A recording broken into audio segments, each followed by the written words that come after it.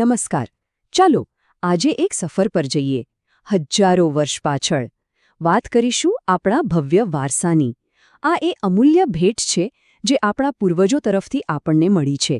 અને સાચું કહું ને તો આ જ આપણા દેશની સાચી ઓળખ છે. પણ એક મિનિટ, રોકાઈ જઈએ. જ્યારે વારસુ શબ્દ સંભળાય ત્યારે મગજમાં શું આવે છે? જૂના કિલ્લાઓ, મોટા મંદિરો કે પછી સ્મારકો?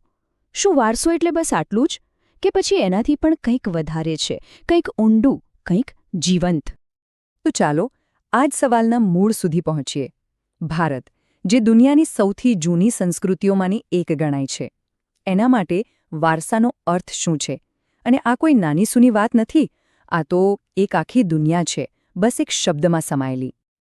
જુઓ, વારસો એટલે કંઈ જૂની વસ્તુઓનો સંગ્રહ નથી. ના, એ તો આપણા પૂર્વજોએ આપણને આપેલો એક ધબકતો ખજાનો છે. એમની વાર્તાઓ, એમનું જ્ઞાન, એમની જીવવાની રીત, બધું જ એમાં છે. આપણી કળા, સંગીત, તહેવારો એ બધું જ આ વારસાનો ભાગ છે જે પેઢી દર પેઢી આપણી પાસે પહોંચ્યું છે. તો સવાલ એ છે કે ભારતનો વારસો આટલો ખાસ કેમ છે? વેલ, એક તો એ કે આપણી સંસ્કૃતિ દુનિયાની સૌથી પ્રાચીન સંસ્કૃતિઓમાંની એક છે. અને બીજું આપણી ભૂગોળ. જરા વિચારો, એક બાજુ બરફથી ઢંકાયેલો હિમાલય અને બીજી બાજુ કન્યાકુમારીનો વિશાળ દરિયાકિનારો. આ જ વિવિધતા આપણા વારસાને સમૃદ્ધ બનાવે છે. અને સૌથી મોટી વાત, આટલી બધી ભાષાઓ, ધર્મો, રીતિરિવાજો, છતાં આપણે એક છીએ. વિવિધતામાં એકતાનું આનાથી મોટું ઉદાહરણ બીજું કયું હોઈ શકે? હવે જો વારસાને એક શરીર માની લઈએ તો એનો આત્મા શું છે?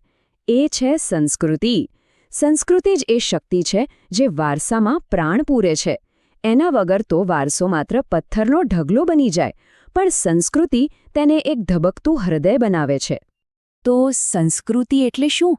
સાવ સરળ ભાષામાં કહીએ તો એ સમાજની જીવવાની રીત છે, એક પ્રકારની બ્લૂપ્રિન્ટ, જે આપણને શીખવે છે કે કેવી રીતે જીવવું, શું વિચારવું, કેવું વર્તન કરવું. આપણી આદતો, આપણા મૂલ્યો, આપણા રીતિરિવાજો બધું જ એમાં આવી જાય. અને ભારતીય સંસ્કૃતિનો પાયો શેના પર છે? એના મજબૂત મૂલ્યો પર. જેમ કે સહિષ્ણુતા, એટલે કે બીજાના વિચારોને માન આપવું. અહિંસા, મન, વચન કે કર્મથી કોઈને દુઃખ ન પહોંચાડવું. પછી સત્ય, કરુણા અને સહઅસ્તિત્વ. આ એવા મૂલ્યો છે જે હજારો વર્ષોથી આપણી સંસ્કૃતિનું કેન્દ્ર રહ્યા છે. અને આ જ મૂલ્યોએ દુનિયાને શાંતિનો રસ્તો બતાવ્યો છે. ઓકે, તો આટલા વિશાળ વારસાને સમજવા માટે ચાલો એને બે ભાગમાં વહેંચીએ. એનાથી એ સમજવું સહેલું થઈ જશે કે આપણો વારસો ક્યાંથી આવે છે અને બને છે કેવી રીતે. તો વારસાના બે મુખ્ય પ્રકાર છે. પહેલો છે પ્રાકૃતિક વારસો, એટલે કે જે આપણને સીધું કુદરત પાસેથી મળ્યું છે, પહાડ, નદીઓ, જંગલો. અને બીજો છે સાંસ્કૃતિક વારસો, જે મનુષ્યએ પોતાની બુદ્ધિ, કળા અને મહેનતથી બનાવ્યો છે. અને પછી પેઢી દર પેઢી એને સાચવીને આગળ વધાર્યો છે. ચાલો પ્રાકૃતિક વારસાના ઉદાહરણો જોઈએ. હિમાલય જેવા અડીખમ પહાડો, ગંગા જેવી પવિત્ર અને જીવન આપતી નદીઓ, ગીરના જંગલો અને ત્યાં વસતા સિંહો. આ બધું શું છે?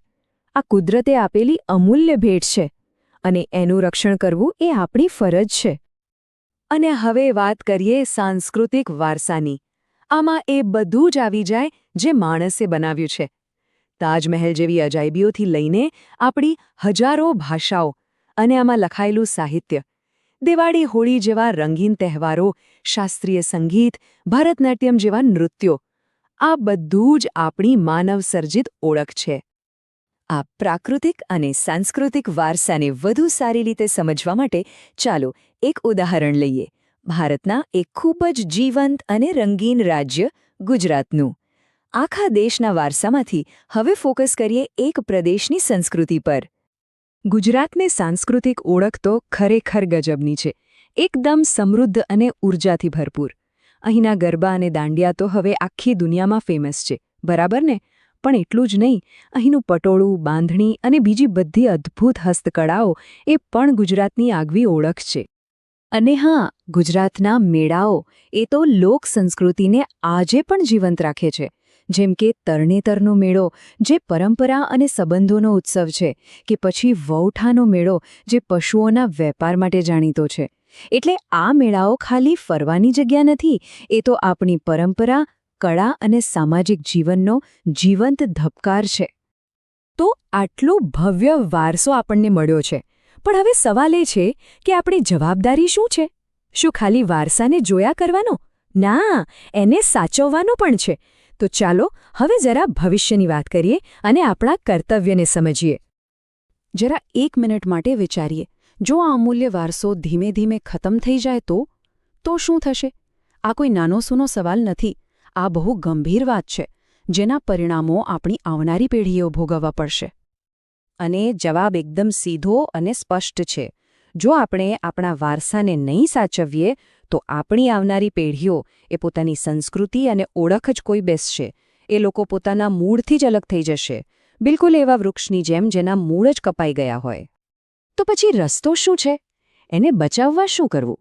સૌથી પહેલું કામ છે આપણા વારસાની કિંમત સમજવી, એની કદર કરવી. અને બીજું, સરકાર અને બીજી સંસ્થાઓ જે પ્રયત્નો કરી રહી છે એને ટેકો આપવો. આ આપણા સૌની જવાબદારી છે. અને છેલ્લે એક સવાલ સાથે આ વાત પૂરી કરીએ. આ ભવ્ય વારસાને જીવંત રાખવા માટે આપણે પોતે શું કરી શકીએ? દરેક જણ પોતાનું શું યોગદાન આપી શકે? કદાચ આનો જવાબ આપણા સૌની અંદર જ છે.